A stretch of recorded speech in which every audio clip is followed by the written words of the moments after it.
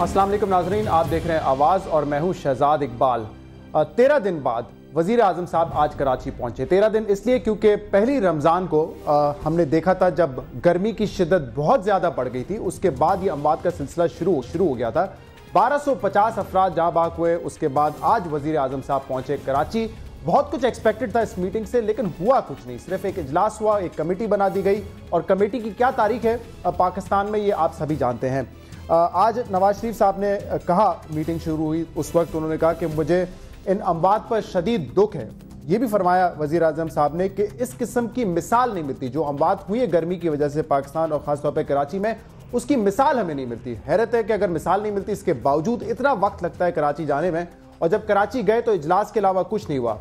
ना तो इज़हार हमदर्दी के लिए अस्पताल गए, ना तो मरीजों से मिलने के लिए अस्पताल गए, और ऐसा कुछ भी हमने नहीं देखा। सिर्फ कमेटी बना दी गई और ये ज़रूर कहा कि जिन इदारों की गफलत थी, जिन महकमों की गफलत थी, उनका कड़ा एहतसाब होगा।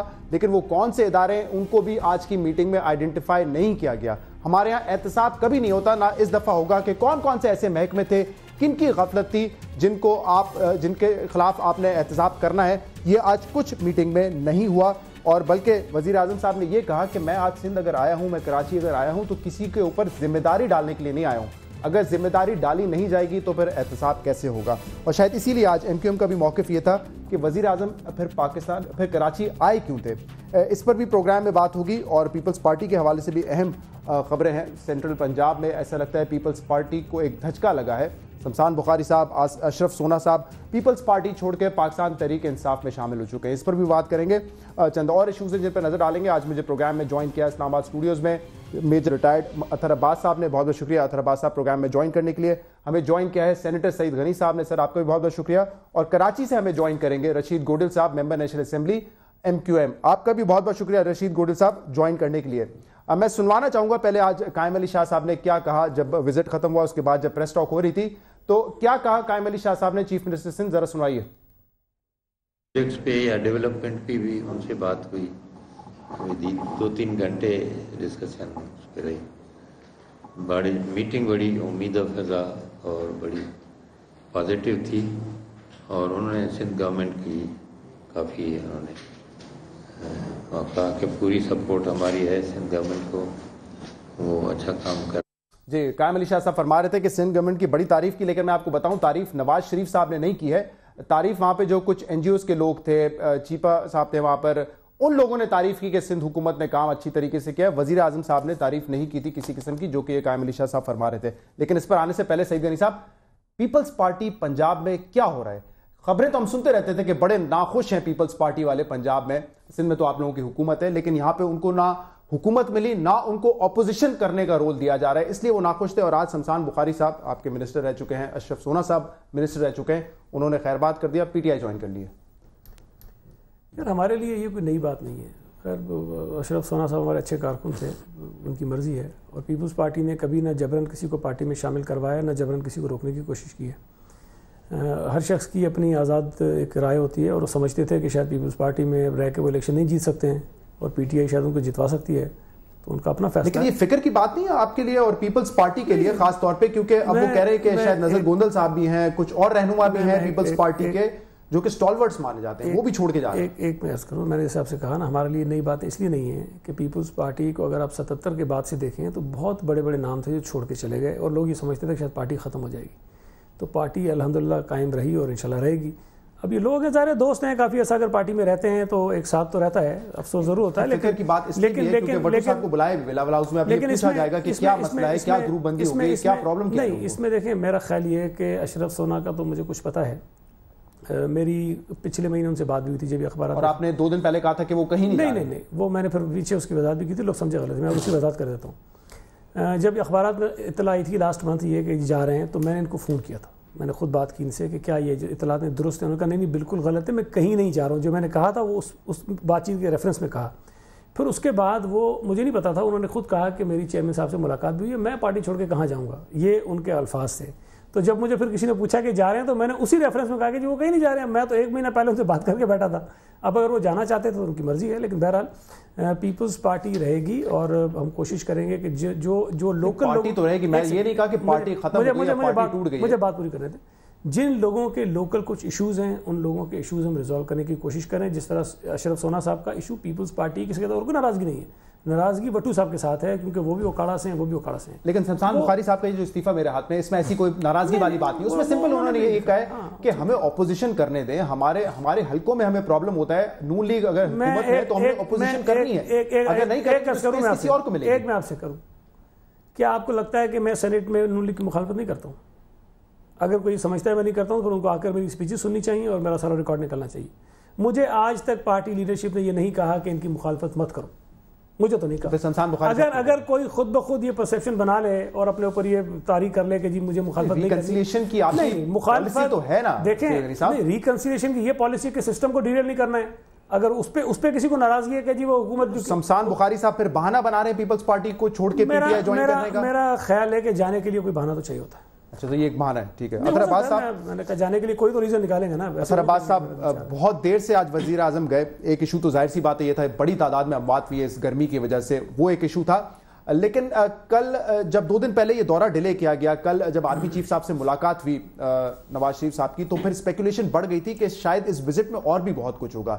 اس وزٹ میں کراچی آپریشن کے حوالے سے بات ہوگی, کیونکہ آپ کو پتا ہے اس آپریشن کے حوالے سے کرٹیسزم بھی بہت ہو رہا ہے, پیپلز پارٹی کی طرف سے ہوا, ایم کیو ایم کی طرف سے ہوا, شاید وہ معاملات بھی اس میں ڈیل کیے جائیں گے. پھر یہ بھی کہا گیا کہ را کی جو انوالومنٹ ہے اور خاص طور پہ ایم کیو ایم کا جو تعلق جوڑا جا رہا ہے را سے, جو ایک بی بی سی کی رپورٹ میں ذکر کیا تھا, اس پر بھی بات ہوگی, لیکن یہ کچھ بھی نہیں ہوا. میرے خیال سے وزیر اعظم نے جانے سے پہلے جو ملاقات ہوئی ہے آرمی چیف سے, اس میں کافی معاملات جو ہے وہ زیر بحث آئے ہیں. کراچی کے حوالے سے بھی, جو ایم کیو ایم کا مسئلہ اٹھا ہوا ہے اس کے حوالے سے بھی, را کی انوالومنٹ کے حوالے سے بھی, یہ معاملات ان سے میرے خیال میں زیر بحث آئے تھے اور بہت سی باتیں طے ہوئی ہیں. لیکن چونکہ ایک بہت ہی نازک معاملہ ہے پرائم منسٹر کے لیے, خاص طور پہ جو وفاق کی نمائندگی کر رہا ہے, اور سندھ میں جو اس وقت صورتحال ہے اس میں جو بھی لا انفورسمنٹ ہو رہی ہے یا لا انفورسمنٹ ایجنسیز ہیں, وہ ایک تناؤ ہے جو سیاسی حکومت سندھ میں اس وقت قائم ہے اس کے اور لا انفورسمنٹ کے درمیان. وزیر اعظم کی خواہش اور کوشش یہی ہوگی کہ یہ معاملہ جو ہے کسی طریقے سے بات چیت کے ذریعے حل ہو اور دونوں واپس ایک ساتھ مل کے کام کریں, تاکہ جو بھی اس وقت اس کے اہداف ہیں, اس آپریشن کے اہداف پہ تو کسی کو اعتراض نہیں ہے, سب چاہتے ہیں کہ امن امان دوبارہ وہاں آئے, صورتحال بہتر ہو, گورننس کا معیار بڑھے اور چیزیں جو آؤٹ آف کنٹرول ہو گئی ہیں اس وقت وہ دوبارہ کنٹرول میں آئیں. تو یہ مقصد لے کے ہو سکتا ہے بات چیت ہوئی ہو, ان کی سیاسی قیادت سے وہ ملے ہیں, چیف منسٹر سے ملے ہیں, اور ہو سکتا ہے پبلک میں یہ بات نہ آئی ہو اور اس کا کوئی پرپز ہو کہ پبلک میں نہ لائی جائے اس وقت کے حساب سے, اور چیزیں ہو سکتا ہے بہتری کی طرف جائیں, اور ان کے میسیجز گئے ہوں گے آرمی چیف کی طرف سے بھی اور وزیر اعظم کی طرف سے بھی. جو لیکن اب جو مسئلہ جو آپ کہہ رہے ہیں کہ یہ ایک ایزی سچویشن نہیں ہے وزیر اعظم صاحب کے لیے, اور یہ ایزی سچویشن اب مزید اس لیے نہیں رہی کیونکہ پہلے اس آپریشن کی جو کراچی میں مخالفت تھی یا جس طریقے سے جو آپریشن ہو رہا تھا وہ صرف ایم کیو ایم کو اس پر جو ہے پریشانی تکلیف تھی. اب پیپلز پارٹی یہ کہتی ہے کہ ہمیں آپریشن سے کوئی مسئلہ نہیں ہے, لیکن ہاں رینجرز جو ہے وہ تجاوز ضرور کر رہے ہیں اپنے اختیارات سے. دیکھیں تجاوز جو ہے یہ ایک سبجیکٹو وہ ٹرم آ گئی ہے کہ اگر بہت غور سے دیکھیں, جب وزیر اعظم سے آرمی چیف کی ملاقات ہوئی ہے تو انہوں نے جو پریس ریلیز وہاں سے آیا ہے کرمنلز کو آئیڈینٹیفائی کیا ہے.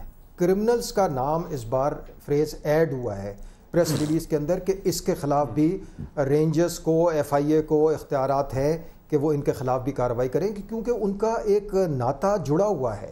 جو کرائم ہے اس کا اور ٹیررزم کا اور فائنینسز کا, یہ سب ایک چین کے حصے ہیں. تو جب تک آپ سب پہ ہاتھ نہیں ڈالیں گے, ان کی پشت پناہی جو کر رہے ہیں, جو ان سے فائدہ اٹھا رہے ہیں اور ڈائریکٹلی یا انڈائریکٹلی ان کی وجہ سے یہ ٹیرر فنڈنگ جو ہے ہو رہی ہے, یہ سب چیزیں ایک اس کے اندر آ گئی ہیں اور اس کا مینڈیٹ اور ٹاسک دیا گیا ہے جو بھی لا انفورسمنٹ ایجنسیز ہے اس کے حوالے کیا گیا ہے. جب وہ آپریشن کریں تو پھر اس کی مخالفت جو ہے جو وہ کر رہے ہیں, میرے خیال میں اس میں بہت ہمیں سنجیدگی سے اور تھوڑا سا کھلے ذہن سے دیکھنا پڑے گا. کیا چاہتے ہیں آپ کراچی کے لیے؟ وہاں کی جو بزنس کمیونٹی ہے, جو عام شہری ہے, جو کہ اس وقت ان کی ضروریات جو بیسک کمیونٹیز ہیں, بیسک سیکیورٹی ہے, وہ ان کو حاصل نہیں ہے. کیا یہ اہداف سب کے نہیں ہونے چاہیے, سب کے جوائنٹ یہ اس میں کنورجنس ہونے چاہیے؟ تو سر یہ نواز شریف صاحب کی بھی ہونی چاہیے نا. پھر وہ جس ہارڈ لائن کی ہم بات کر رہے تھے کہ لے لی جائے گی, بے شک سیاسی طور پہ شاید ان کو ایک دھچکا پڑے اس چیز کا, لیکن وہ انہوں نے نہیں کیا نا. پھر آج دیکھیں وہ انہوں نے کیا کیا یا کیا نہیں کیا, یا بیہائنڈ دا ڈورز کیا ہو رہا ہے, وہ نہیں چاہ رہے تھے پبلک میں شاید اس وقت اس بات کو اچھالنا. اور اس بات کو لانا. تو اس وجہ سے اس وقت انہوں نے ریسٹرینٹ اپلائی کیا ہے, لیکن بیہائنڈ دا ڈورز یہ چیزیں ڈسکس ہوئی ہوں گی, اور جو بھی اس وقت تعلقات میں خرابی آئی ہوئی ہے, تناؤ آیا ہوا ہے, اس کے متعلق بھی دونوں طرف سے میرا خیال ہے کوشش ہو رہی ہوگی اس کے اندر. پھر نیا مسئلہ رو کا آ گیا ہے, اس پہ میں آتا ہوں, میں چاہتا ہوں کراچی کے میں اس پہ بات کرتا ہوں. لیکن رشید گوڈیل صاحب, دو ہم جیسے کہ بتا رہے ہیں کہ ایشوز تھے جو کہ آج ڈسکس ہونے تھے. ایک تو جو کراچی میں آپریشن ہو رہا ہے اس حوالے سے, اور دوسرا یہ جو obviously جو گرمی کی شدت کی وجہ سے اموات ہوئی تھی, اس پر آج جب نواز شریف صاحب نے بات کی, وہاں پر آ کے اپنے وفد کے ساتھ آئے تھے, تو ایم کیو ایم کے کچھ لوگوں نے یہ سوال کھڑا کیا ہے کہ وہ آئے کیوں تھے, ہمیں سمجھ نہیں آئی. یہ سوال کیوں کر رہی ہے ایم کیو ایم؟ کیا اور کر سکتے تھے نواز شریف صاحب کراچی آ کر؟ بہت شکریہ شہزاد. 13 دن بعد وزیر اعظم آئے اور 3 یا 4 دن بعد قائم علی شاہ نے دورہ کیا. کراچی میں آپ کہتے ہو 1250, ہماری اطلاعات کے مطابق 1700 سے اوپر لوگ ہلاک ہوئے گرمی کی شدت سے. کراچی وہ شہر ہے جو پاکستان کو کما کے دیتا ہے. پاکستان کے صوبوں میں جو NFC کے منی جاتی ہے, پیسہ جاتا ہے, وہ کراچی کا میجر حصہ ہوتا ہے. سندھ گورنمنٹ کا 93% کراچی دیتا ہے. بدقسمتی شہر کی یہ ہے کہ اس شہر میں 3 ہاسپٹل گورنمنٹ کے تحت, پہلے فیڈرل میں ایک تھا, پروونس میں تھا, ایک سٹی میں تھا, عباسی, جناح اینڈ سول. اس کے علاوہ جتنے ہاسپٹلز کراچی میں, ہاسپٹل بھی ہے اور 5 ہیں جہاں تک مجھے پتا ہے, 5 سرکاری ہسپتال ہیں کراچی میں. وہ سندھ گورنمنٹ کے انڈر میں آتے ہیں نا, میں تو فیڈرل کی ایک بات کر رہا تھا. چلے 5 کر لیں. 5 میں بیڈ کتنے ہیں معلوم ہے آپ کو؟ 5 میں ایمرجنسی میں بیڈ کتنے ہیں معلوم ہے آپ کو؟ نہیں معلوم ہوگا. 600 غالباً میرے خیال سے. جناح کی تو مجھے پتا ہے, کل ہی ہم ڈسکس کر رہے تھے اور آپ ہی کے خواجہ اظہار صاحب بتا رہے تھے غالباً 600 جہاں تک مجھے فگر یاد پڑتا ہے. آپ کا نقطہ کیا ہے؟ ٹوٹل 1000 سنیں, ٹوٹل 1000 یا 1100 بیڈ ہیں ٹوٹل ایمرجنسی کے اندر جو گورنمنٹ کے ہاسپٹلس ہیں. ٹھیک ہے. کراچی کی آبادی 2.5 کروڑ. کیا اس شہر کا اتنا حق نہیں بنتا کہ یہاں ہاسپٹلس بنائے جائیں, یہاں پہ مریضوں کو دوائی دی جائیں, اور یہاں پہ اگر کوئی ایسی اموات ہوتی ہیں تو وفاق فیڈریشن آف پاکستان ہے ہمارا ملک, 4 صوبوں کے اکائی پہ ملک مشتمل ہے. تو کیا وزیر اعظم صاحب کا یہ کام نہیں بنتا تھا کہ وہ آتے, ہاسپٹلس جاتے, جو لوگ مرے ہیں ان کے سے کچھ لوگوں کے گھر چلے جاتے, چاہے تمام لوگوں کے گھر پہ جانا ممکن نہ ہوتا, یا اپنے پاس بلاتے, کوئی اعلان کرتے, کوئی سدے باب کرتے. کراچی والوں کے لیے 2-3 گھنٹے, 2-3 گھنٹوں میں کراچی آئے, میٹنگ کرے اور چلے گئے. تو میں سمجھتا ہوں کراچی والوں پہ زخموں پہ نمک چھڑکا ہے ان کو. احساس محرومی جو شہر میں بڑھ رہا ہے, اہم جو کنکلوژن ہونا چاہیے تھا رشید گوڈیل صاحب, وہ شاید یہ ہو سکتا تھا کہ ذمہ دار کون ہے. کیونکہ اگر 1200 سے زیادہ آپ کہہ رہے ہیں کہ انآفیشلی 1700 کی تعداد آپ کے پاس ہے کہ اموات ہوئی ہیں, تو کوئی نہ کوئی تو ذمہ دار ہوگا نا. غفلت کس کی تھی؟ اس کا تعین بھی نہیں کیا گیا. شہزاد, غفلت کا تعین تو چھوڑ دیں, ایک ہو گیا نا. اگر آپ مستقبل میں اس کا سدے باب چاہتے ہو, کوئی اعلان کرتے. کراچی میں جو میجر صاحب بیٹھے ہوئے وہ بات کرتے کرمنل ایکٹیویٹیز کا. گیلانی صاحب تھے, تب ہم جاتے تھے ان کے پاس کہ کراچی میں اسکیم 33 میں 2.5 بلین روپیز آپ انفرا میں خرچ کر دو, اورنگی ٹاؤن کی سیوریج واٹر لائن پہ 1.5 بلین خرچ کر دو, تو کراچی کا 70% کرائم کم ہو جائے گا. وہ پوچھتے تھے ہمیں کہ کیسے. اسکیم 33 کی زمین بھٹو صاحب نے اسکیم 33 ڈیولپ کی تھی, 2.5 سے 5,000 میں پلاٹ دیا گیا تھا. اس کے بعد کوئی انفرا ٹھیک نہیں ہوا, اور جنہوں نے بنائی تھی وہ سوسائٹی وہ بھاگ گئے. جب انفرا ٹھیک نہیں ہوا, وہ آج زمین کروڑ روپے کی ہو گئی ہے, اس پہ قبضے ہوتے ہیں, اس قبضوں میں لڑائیاں ہوتی ہیں. آج کے 4 کے حوالے سے انہوں نے اناؤنس کیا ہے کہ ہم 10 ارب دیں گے. شہزاد, کیونکہ نواز شریف آپ کو پتہ ہے کہ سڑکیں اور میٹرو بس کا خاص انٹرسٹ رکھتے ہیں, تو اس میں بھی انہوں نے کہا ہے کہ گرین لائن کے لیے 8 ارب دیں گے. شہزاد میں اس میں تھوڑا ایڈ کر دوں کہ میں نے اسمبلی میں بھی کہا تھا کہ کراچی کو اگر 2.5 ارب یا 5 ارب یا 10 ارب دے رہے ہو, کوئی احسان نہیں کر رہے ہو. 16 بلین کا آپ گرین لائن بس کو تحفہ دے رہے ہو, تو تحفہ مت دو, کراچی کو اس کا حق دے دو. کراچی سندھ کی آبادی کا 58% ہے. سندھ کی آبادی کا 58% صرف شہر کراچی میں رہتا ہے. ملک کی آبادی کا تقریباً 14.5% پاپولیشن کراچی شہر میں ہے. تو بجٹ میں PSDB میں 14.5% حصہ دے دو کراچی کو. کراچی کا انفرا ٹھیک کر دو, کراچی آپ کو 90% کما کے دے دے گا. ہم چاہتے ہیں کہ کراچی پورا پاکستان پال لے, لیکن پورا پاکستان پالنے کے لیے کچھ کراچی پہ انفرا پہ تو خرچ کرو. یعنی ساری چیزیں آپ لاہور کے لیے, پنڈی کے لیے, اسلام آباد کے لیے کرتے ہو. یعنی پاکستان کے پرائم منسٹر پاکستان ہو, پاکستان کے پرائم منسٹر بنو. میں سعید غنی صاحب، یہ آج شرجیل میمن صاحب نے تو نہیں آ کے پریس میں یہ بات کی، لیکن جب میری ان سے بات ہوئی تو یہ کہہ رہے تھے کہ ہاں کسی ہسپتال کا وزٹ نہیں کیا، پتہ نہیں کیا وجہ تھی، ظاہر ہمدردی کے لیے آئے تھے تو پھر مریضوں کے ساتھ جا کے ملاقات کر لیتے بہتر ہوتا. لیکن میٹنگ کا کوئی کنکلوژن تو ہونا چاہیے نا کہ ذمہ داری کس کی تھی، یا اس مرتبہ بھی یہی ہوگا کہ 1250 لوگ جو ہے وہ جہاں بھاگ ہو گئے لیکن کوئی احتساب نہیں ہوگا، نہ کسی ادارے کا نہ کسی شخص کا. دیکھیں میٹنگ میں کیا اس کا کنکلوژن تھا، میں اس وقت تو اس پہ بات نہیں کر سکوں اس لیے کہ میرے پاس تفصیلات اس کی نہیں ہیں، میں نے بھی وہی دیکھا جو میڈیا پہ آیا. لیکن تحقیقات بالکل ہونی چاہیے، اور جس کی ذمہ داری بنتی ہے چاہے وہ کوئی فرد ہے کوئی ادارہ ہے اس کے خلاف کارروائی ہونی چاہیے. میں اس سے بالکل اتفاق کرتا ہوں آپ کی. پیپلز پارٹی کی سندھ گورنمنٹ، اگر آپ غور کریں کہ یہ جو واقعات ہوئے جو جہاں سے ہلاکتیں زیادہ ہوئی ہیں وہ اس شہر کا وہ علاقہ ہے جہاں پر لوڈ شیڈنگ زیادہ ہوتی ہے. کراچی میں آپ رہتے ہیں، کراچی کا آپ کو پتہ ہوگا کہ کچھ علاقہ ایسا ہے جہاں پر لوڈ شیڈنگ بالکل نہیں ہوتی ہے، اور کچھ علاقہ ایسا ہے جہاں پر لوڈ شیڈنگ ہوتی ہے 10 گھنٹے بھی ہوتی ہے، 7 گھنٹے بھی، 6 گھنٹے بھی ہوتی ہے. تو جتنے علاقوں میں لوڈ شیڈنگ نہیں ہوتی ہے وہاں سے ہمارے پاس کوئی اطلاع نہیں ہے کہ کوئی ایک فرد کی بھی ہلاکت ان علاقوں میں ہوئی ہے جہاں لوڈ شیڈنگ. یہ ون آف دا فیکٹر ہے، لیکن اس کے میجر فیکٹر دیکھیں وہ یہ بھی ہے کیونکہ وہاں پہ غریب طبقہ رہتا ہے، ظاہر سی بات ہے مزدور طبقہ رہتا ہے، تو یہ بھی ایک فیکٹر ہے. نہیں، ایک فیکٹر یہ بڑا فیکٹر، ٹھیک ہے.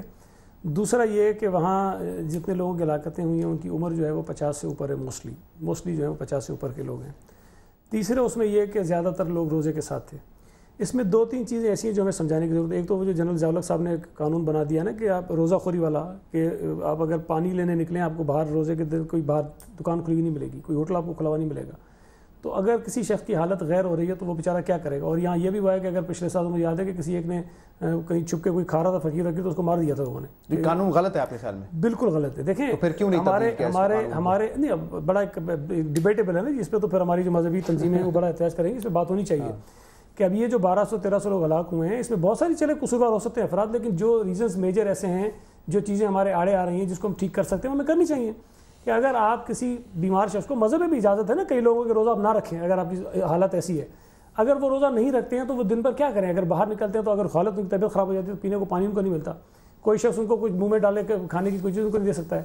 تو یہ قانون ہمیں تھوڑا سا ریویو کرنا چاہیے. میرا خیال ہے کہ جو ہمارے علماء کرام ہیں ان کو بھی اس چیز کو بڑھانا چاہیے، پھیلانا چاہیے. میں ایک بریک لے لوں کیونکہ رشید گوڈل صاحب جو ہسپتالوں کے حوالے سے بات کر رہے ہیں کہ کتنی 2.5 کروڑ کی آبادی میں اگر آپ کے پاس 5 سرکاری اسپتال ہوں تو میرے خیال سے آج وزیر صاحب کو بھی فوکس وہاں پہ کرنا چاہیے تھا، بجائے اس کے کہ آپ کی پارٹی کے الیکٹریٹ کو الزام ٹھہروائے.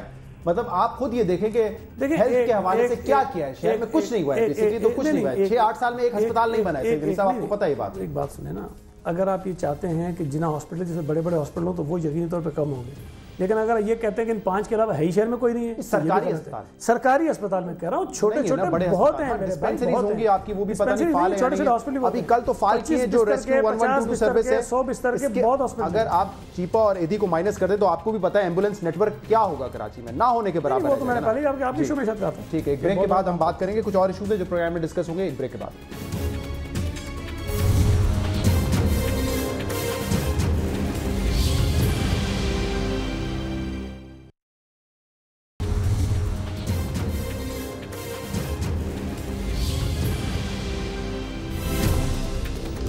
ویلکم بیک ناظرین. اطہر صاحب تھوڑا اس حوالے سے بات کرتے ہیں، ایک تو را کی جو انوالومنٹ ہے اس حوالے سے بھی، اور دوسرا جو بی بی سی کی رپورٹ میں کہا گیا تھا کہ جو ایم کیو ایم کی فنڈنگ ہے وہ بھی را اور انڈیا سے ہوتی ہے. تو آج بھی یہ خبر تھی، ٹریبیون کی خبر تھی جس میں کہا گیا تھا کہ کور کمانڈرز کی میٹنگ میں بھی اس ایشو کو ڈسکس کیا جائے گا، اور غالباً اتنا خوش نہیں ہے ملٹری لیڈرشپ جس طریقے سے یہ ٹیک اپ کیا گیا ہے ایشو گورنمنٹ کی جانب سے. آپ کے خیال میں اور کیا ہو سکتا تھا اور کیا ہونا چاہیے تھا اس پر؟ یہ خبر میں نے بھی پڑھی ہے جو ایکسپریس ٹریبیون کے حوالے سے شائع ہوئی ہے. اب اس میں کتنی صداقت ہے، کیا ہونے جا رہا ہے، لیکن بظاہر جو نظر آ رہا ہے کہ حکومت نے اصولی فیصلہ تو کیا ہے اس معاملے کو اٹھانے کا، اور یو این میں اٹھانے کا معاملہ ہے اس میں، اور اس میں ظاہر ہے کہ ایم کیو ایم کا بھی نام آئے گا اور اس میں را کا بھی ہے، انڈین فنڈنگ وغیرہ کا جو قصہ ہے. میں سمجھتا ہوں ذاتی طور پہ اس میں دونوں جو حکومت اور ایم کیو ایم ان کا معاملہ جو ہے، ایم کیو ایم کے پاس 3 چوائسز ہیں. ایک تو ان کے یہ جو کارکن جن کا نام آیا ہے، جن کے سٹیٹمنٹس کے بیانات کے حوالے سے آ رہا ہے، یا تو وہ میڈیا کے اوپر آ کر یکسر مسترد کریں کہ جو ان کے حوالے دیے جا رہے ہیں، منسوب کیا جا رہا ہے، جیسے طارق میر صاحب کا مووی ہے. ٹھیک ہے، تو ایک تو یہ چوائس ہے. دوسری چوائس یہ ہے کہ بی بی سی کے اوپر وہ ہر جانے کا دعویٰ کریں کیونکہ ڈیفیمیشن لائبل لاز جو برطانیہ کے ہیں وہ بالکل واضح ہیں، اس میں کوئی کسی قسم کا شک شبہ گنجائش نہیں ہے. تو ایم کیو ایم اگر اپنی معصومیت ثابت کرنا چاہتی ہے، اس الزام کو مسترد کرتی ہے، تو وہ بی بی سی کے اوپر ہر جانے کا دعویٰ کرے. یہ کہہ دینا کہ اگر مجھے کچھ ہو گیا تو کراچی میں خانہ جنگی ہو جائے گی، میرا خیال ہے یہ طریقہ مناسب نہیں ہے، کیونکہ پھر یہ آپ اپنی کمیونٹی کے ساتھ، کراچی کے ساتھ اور ملک کے ساتھ جو ہے یہ آپ جائز چیز نہیں کرنے جا رہے ہیں، کیونکہ یہ پھر وہ فضا کو خراب کرے گی چیز، تناؤ بڑھے گا اور معاملات بہتری کی طرف نہیں جائیں گے. حکومت کو یہ دیکھنا چاہیے کہ سیاسی اکائیاں جو ہیں یا عسکری اداروں کو، کہ سیاسی اکائیاں جو ہیں وہ ان بیسس کے اوپر کہ الزامات جب تک ثابت نہ ہوں قانونی طور پہ، جب تک اس قسم کے اسٹیپس لینا، اقدامات کرنا کہ آپ بین کرنے جا رہے ہیں کسی کو، اس سے پہلے کہ آپ نے اس کے کارکن کو جس کی سیاسی حمایت حاصل ہے اس پارٹی کو، کیونکہ ایک وہ سیاسی پارٹی ہے، جب تک آپ اس کے سامنے وہ جو گرے ہے، it's not black and white, huge grey, اس گرے میں سے آپ اٹھا کے ایک ثبوت ان کے سامنے نہیں رکھتے ہیں، کارکن کے سامنے، جن کو یہ واقعی یقین دلایا جائے کہ اس قیادت میں کچھ لوگ ایسے ضرور ہیں جن کے اوپر جو الزام لگ رہا ہے ان کے خلاف کارروائی ہونی چاہیے. اچھا، اس پر رشید گوڈیل صاحب، کل آپ نے یقیناً دیکھا اور آپ لوگ اس پر بات بھی کر رہے تھے کہ اسکاٹ یارڈ لندن پولیس نے جو ہے وہ آ کر یہ بتا دیا ہے کہ جو مبینہ بیان ہے طارق میر صاحب کا، اس کی کوئی حیثیت نہیں ہے، ایٹ لیسٹ وہ ہمارے ریکارڈ کا حصہ نہیں ہے.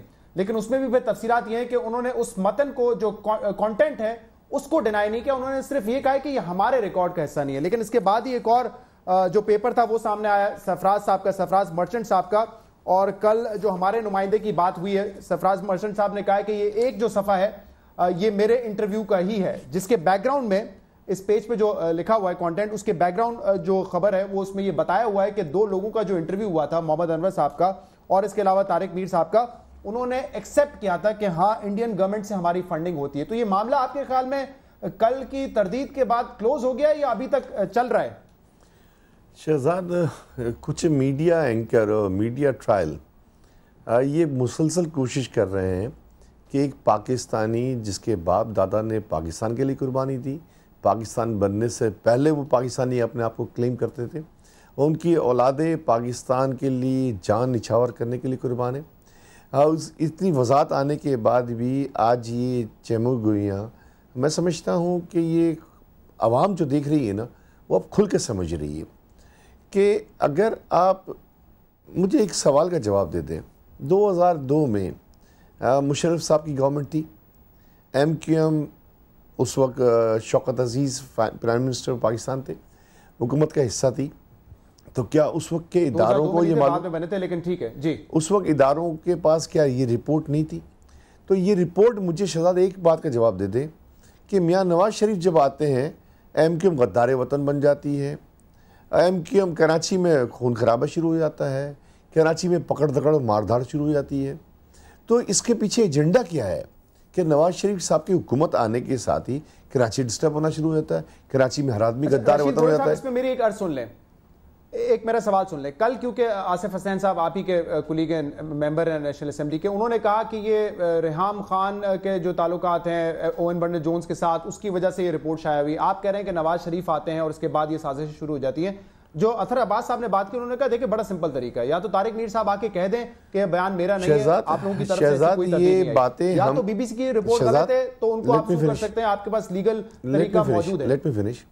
وہ تو سوشل میڈیا پہ جو آصف حسن نے کہا، سوشل میڈیا پہ تصویریں بڑی کلیئر اور واضح آئی تھیں، وہ تو ایک ایشو ہے. اور میجر صاحب کہہ رہے ہیں بالکل ہمیں اس پہ کیس کرنا چاہیے، لیگل ایکشن لینا چاہیے اس پہ، وہ ہم لے رہے ہیں انشاءاللہ عزیز، اس پہ ہماری ٹیم بیٹھ کے کام کر رہی ہے.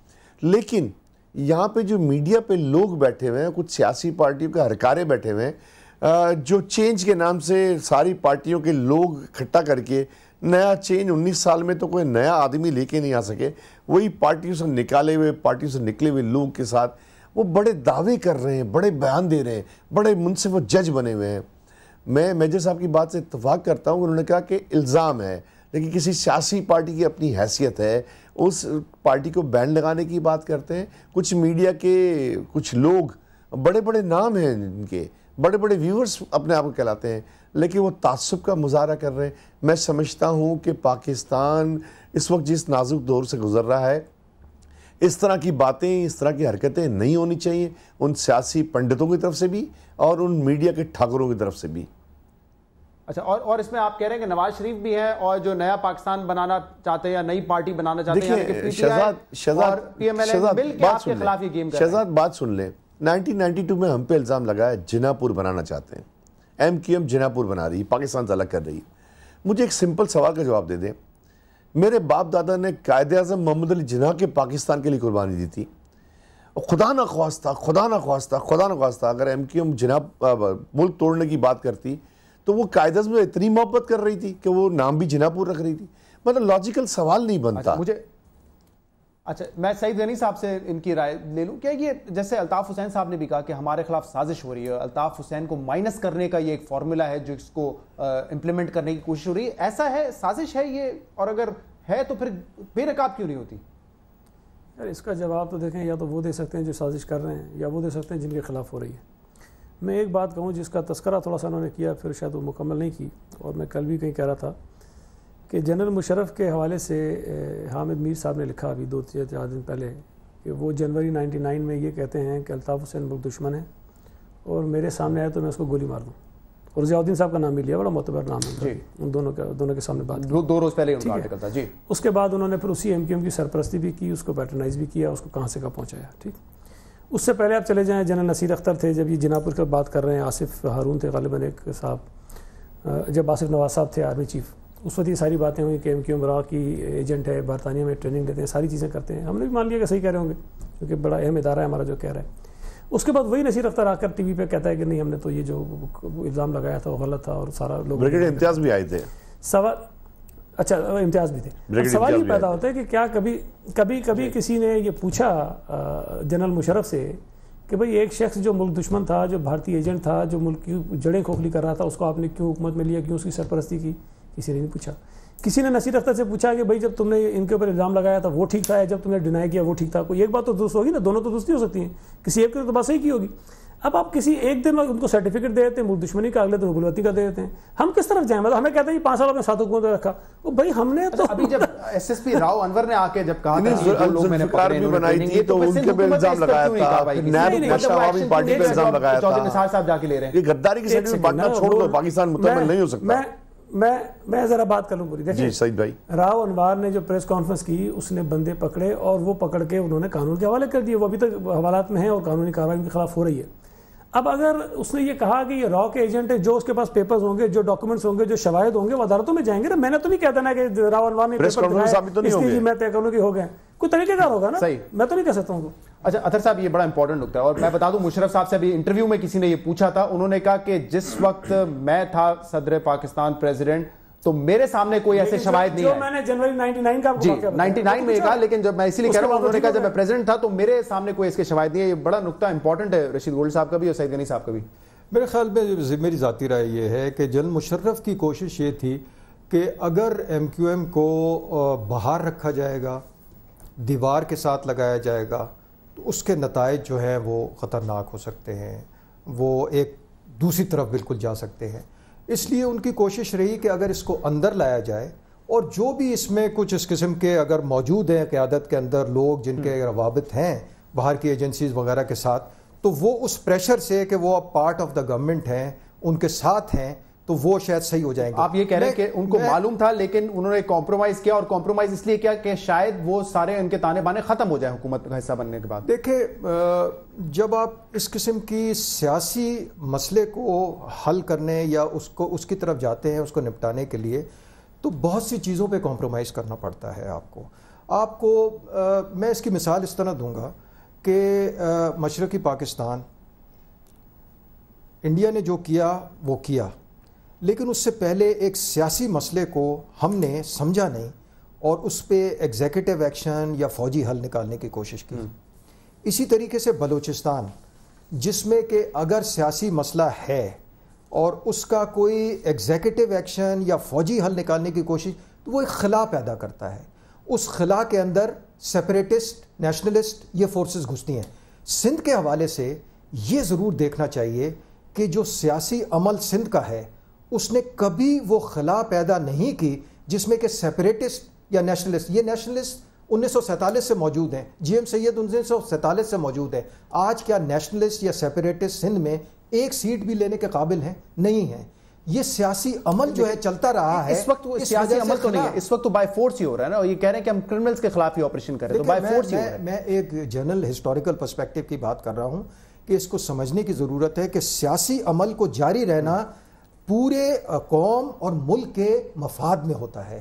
اگر آپ سیاسی عمل کو غیر فطری طریقے سے روک دیتے ہیں، خلا پیدا ہوتا ہے اور اس میں زیادہ ایکسٹریمسٹ فورسز شامل ہوتی ہیں، جس سے نمٹنا جو ہے حکومت اور وقت اور قوم کے لیے زیادہ خطرناک ہوتا ہے۔ میں یہ بات کرنا چاہ رہا ہوں کہ اس لیے ان کی کوشش یہ رہی ہے، لیکن اس کے ساتھ ساتھ میں یہ ضرور کہنا چاہوں گا کہ یہ انٹروسپیکشن کا ٹائم ہے ایم کیو ایم کے لیے۔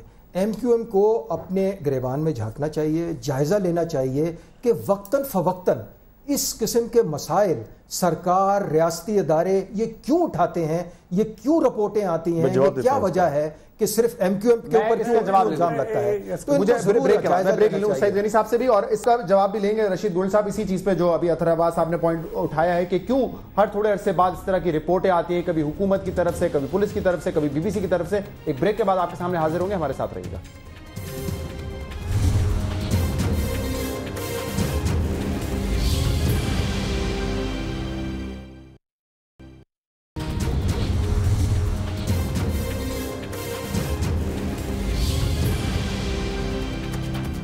ویلکم بیک ناظرین۔ رشید گوڈل صاحب، بریک میں جانے سے پہلے اطہر عباس صاحب نے یہ کہا کہ ایم کیو ایم کو بھی یہ سوچنے کی ضرورت ہے کہ کیا وجہ ہے ہر تھوڑے عرصے بعد اس طرح کے الزامات لگتے ہیں اور مختلف فورم سے لگتے ہیں۔ بہت اچھا سوال ہے میجر صاحب کا بھی، اور ان کو بھی سوچنا چاہیے ایسا کیوں ہوتا ہے۔ شہزاد، جتنا بھی پروپیگنڈا ہوتا ہے ایم کیو ایم کے خلاف، وہ ایم کیو ایم کی پرواز روکنے کے لیے ہوتا ہے کہ ایم کیو ایم پاکستان کی واحد پارٹی ہے جو 98% عوام کی نمائندگی کرتی ہے، اور جب یہ پرواز بڑھتے ہوئے پنجاب کے گلی محلوں شہروں میں پہنچتی ہے تو کراچی میں قتل عام بھی شروع ہو جاتے ہیں۔ مطلب آپ غور سے نوٹ کریں، سر یہ بات فیکچولی تھوڑی سی انکریکٹ ہے، کیونکہ میں نے نہیں دیکھا پنجاب میں ایم کیو ایم کی پرواز بڑھتے ہوئے۔ میں آپ کو تو شاید نہ لگتا، میں تو ایک بات سمجھا رہا ہوں آپ کو کہ جب ایم کیو ایم اپنا سفر شروع کرتی ہے پورے پاکستان میں، متحدہ قومی موومنٹ بننے کے بعد، پہلے مہاجر قومی موومنٹ تھی، جب پنجاب کے شہروں میں کے پی کے میں جاتی ہے، جب آرمی پبلک اسکول کا واقعہ ہوتا ہے، اور جب میں 40ویں میں جب پریس کلب میں بات کرتا ہوں تو وہاں پہ 12 اسپیکر بیٹھے ہوئے تھے جن کا تعلق ایم کیو ایم سے کوئی نہیں تھا۔ وہ وہاں کے مقامی این جی اوز تھے، سوشل ورکر تھے، ان کے ماں باپ تھے۔ انہوں نے یک زبان ہو کے کہا کہ اگر ہم کاش کے قائد تحریک الطاف حسین بھائی کی بات 25 سال پہلے مان لیتے تو اتنے پختونوں کا خون نہ ہوتا، جو انہوں نے کہا تھا کہ طالبانوں کو دہشت گردوں کو۔ مجھے اگر آپ سوال کیا ہے شہزاد، مجھے جواب دینے دو پلیز، مطلب ایک میجر صاحب نے سوال کیا، بہت اچھا سوال کیا ہے، اس کا جواب دینا ضروری ہے۔ اگر اتنا پروپیگنڈا کرنے کے بعد بھی کراچی سے ایم کیو ایم جہاں سے سیٹ جیتتی تھی آج بھی جیت رہی ہے، تو یہ پروپیگنڈا کراچی والوں، حیدرآباد والوں، میرپور والوں کے، نواب شاہ اور سکھر کے لیے نہیں ہے۔ یہ پروپیگنڈا پنجاب کے گلی محلے، دیہاتوں، شہروں کے لیے اور پشاور کے پی کے لیے۔